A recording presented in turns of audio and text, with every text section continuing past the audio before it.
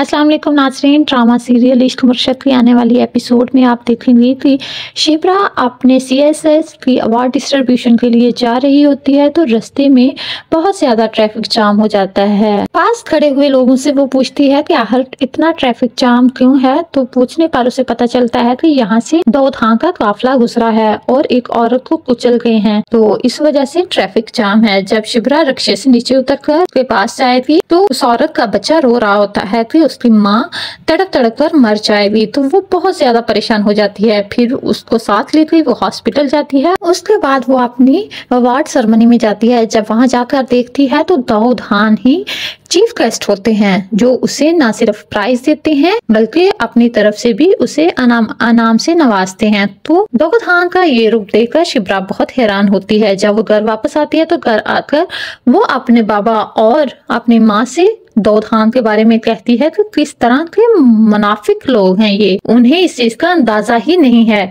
कि उनके प्रोटोकॉल की वजह से किसी की जान जाते जाते रह गई है, लेकिन वो उधर इस कदर इत्मीनान के साथ खड़े थे जैसे कुछ हुआ ही ना हो। उनके लिए गरीब कोई अहमियत ही नहीं रखता। इस कदर दौरे में आके ये लोग हैं जिन्हें सिर्फ अपनी जात के अलावा कोई नजर ही नहीं आता।